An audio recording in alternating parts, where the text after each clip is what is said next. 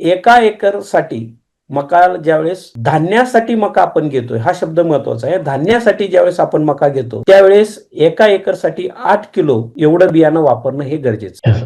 8 किलोपेक्षा जास्त बियाणं काही ठिकाणी काय होतंय की ती बॅगच 5 किलोची असते. म्हणजे त्यांना एका एकरसाठी जर 2 बॅग वापरले तर 10 किलो बियाणं त्या ठिकाणी वापरलं जातं. कृपा करून आपण या ठिकाणी 8 किलो प्रति एकर एवढंच बियाणं त्या ठिकाणी वापरावं, ते मी या ठिकाणी शेतकऱ्याला सांगेल. 8 किलो प्रति एकर बियाणं, हे बियाणं आपण ज्यावेळेस लावतो, आता रब्बी हंगामामध्ये पेरणीची जी पद्धत आहे ती शक्यतो सरी वारंभावरती किंवा सरी वारंभावर केलेली मक्याची टोकन ही उत्पादनाला चांगली असते. सरी वारंभावर केलेली मका ही अधिक उत्पादनासाठी चांगली असते, म्हणून सरी वारंभा पद्धत करावी. आणि सरी वारंभा पद्धत आपण नांगरणी केली, त्याच्यानंतर रोटा मारल्याच्या नंतर आपण सरी सोडायची.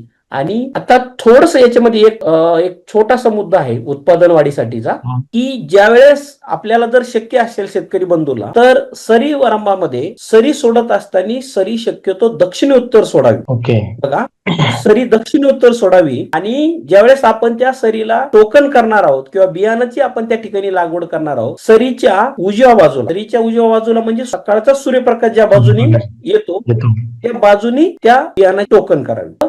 सकाळचा जो सूर्यप्रकाश असतो तो त्या बीजाला किंवा तो अंकुर फुटल्यानंतर तो त्याला घेता येतो आणि त्याची जोमदार वाढ जर तुम्ही सरीच्या उजव्या बाजूला म्हणजे पूर्वेला जर केली तर आपल्याला तशा रोपांची जोमदार वाढ झालेली आपल्याला प्रयोगातून निष्कर्ष आले. आणि बियाणाची टोकन करत असताना बियाणं ज्यावेळेस आपण ते जमिनीमध्ये टाकणार आहोत, ते जमिनीमध्ये टाकत असताना ते जास्तीत जास्त 5 सेंटीमीटर पर्यंत खोलीवर जाईल एवढंच बियाणं त्या ठिकाणी टाकलं पाहिजे. जास्त खोलवर गेल्यावरती त्याला वर यायला थोडासा वेळ लागतो, मग आपल्याला त्या ठिकाणी असं वाटतं की बियाणाची उगवण क्षमता ही कमी झालेली आहे.